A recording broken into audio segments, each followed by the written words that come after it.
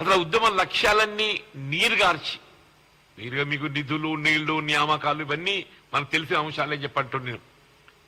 నీ కమిషన్ల కకృతితో ఏదైతుందో ఇవాళ ఈ కాళేశ్వరం ప్రాజెక్టు రీడిజైనింగ్ అనే నెపంతో రాష్ట్రాన్ని అప్పుల ఊబిలోకి నెట్టడం జరిగింది. సిమిలర్లీ యాదాద్రి పవర్ ప్రాజెక్ట్ అంటే వాస్తవంగా ఉద్యమ సమయంలో పిట్టి హెడ్ లో పవర్ జనరేషన్ యూనిట్ ఏర్పాటు చేయాలని చెప్పని పేర్కొన్నారా. రామగుండంలో కొత్తగూడెంలో మీకు బొగ్గు అవైలబిలిటీ ఉంది. మీకు రామగుండంలో కొత్తగూడెంలో బొగ్గు అవైలబిలిటీ ఉంటే యాదాద్రిలో ఏముందని చెప్పాక పవర్ ప్రాజెక్టే నెలకొల్పదలిచి చెప్పు నాకు. నీ కమిషన్లకు అకృతి కాకుండా ఇంకేంటి అని చెప్పి అంటున్నాను. Bhagiratha project is another big scam. It's another big scam. అసలు డ్రింకింగ్ వాటర్ ప్యూరిఫికేషన్ అంటేనే క్లోరినేషన్. ఆ క్లోరినేషన్ ప్రభావం ఎప్పుడైతే జీరో అవుతుందో అది అది ఆ శుద్ధి అనేది కోల్పోతుంది. ఆ సాంకేతికంగా ఏదైతుందో నీకు ఎవడు అనుమతి ఇచ్చిండు ఏంటి?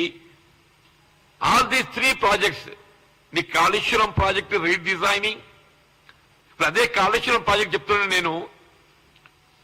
ఉమ్మడి రాష్ట్రంలో వైఎస్ రాజశేఖర రెడ్డి గారు జలయజ్ఞం కార్యక్రమం అమలు చేసినప్పుడు ఈపీసీ విధానంతో ఏదైతుందో ఇవాళ నిర్మాణ ప్రక్రియ చేపట్టబడ జరిగింది. ఈపీసీ అంటే ఇంజనీరింగ్ ప్రొక్యూర్మెంట్ కన్స్ట్రక్షన్. వాళ్ళే దానికి కావలసిన అంచనాలు రూపొందించుకోవటం, నిర్మాణ పనులు చేపట్టడం, దాని నిర్వహణ భారం. మీరు ఈపీసీ విధానాన్ని మార్చి ఏదైతుందో నీ కమిషన్ కోసం ఏ విధంగా నామినేషన్ పద్ధతితో పనులు అప్పగించడం జరుగుతుందనే భావనతో ఆ ఈపీసీ విధానాన్ని తొలగించడంతో ఇవల్ల ఈ కాళేశ్వరం ప్రాజెక్టే మళ్ళీ పునర్నిర్మాణ భారం ఏదైతుందో ప్రభుత్వంపై పడేటువంటి అవకాశం ఏర్పడుతుందని చెప్పట్టు. అది ఈపీసీ విధానమైనట్టయితే all this responsibility would have been laid on the contractor.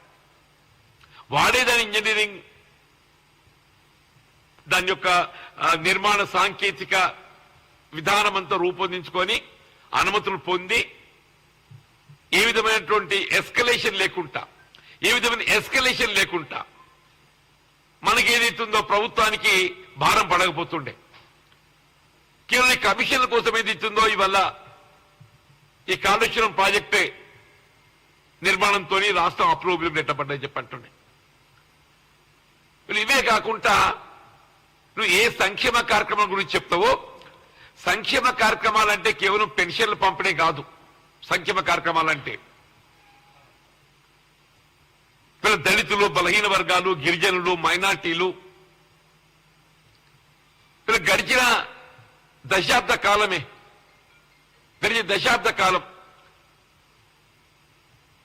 ఉమ్మడి రాష్ట్రంలో కాంగ్రెస్ ప్రభుత్వ హయాంలో చేపట్టబడ్డ ఎస్సీ సప్లైన్ ను ఎస్సీ డెవలప్మెంట్ ఫండ్ గా దాన్ని మార్పు చేసిందా? ఎస్టీ సప్లైన్ ను ఎస్టీ డెవలప్మెంట్ ఫండ్ గా దాన్ని మార్పు చేసింది. దాన్ని క్యారీ ఫార్వర్డ్ అనేటువంటి ఒక ప్రక్రియ అందులో చేర్చి ఆల్మోస్ట్ మీకు 80,000 to 90,000 crores SC development fund కు కెండమ్ చేయబడితే you spent only about 50,000 crores and rest of 40,000 crores have been carry forward.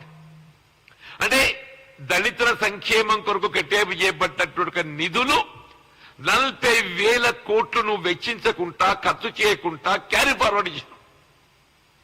అంటే ఒక విధంగా దళిత సామాజిక వర్గాన్ని ఏ విధంగా నువ్వు మోసానికి గురి చేసినావు, వాళ్ళు వివక్షకు గురి చేసినావు, ఇంతకంటే ఎక్కువ పెద్ద నిదర్శనం ఏం కావాలనే?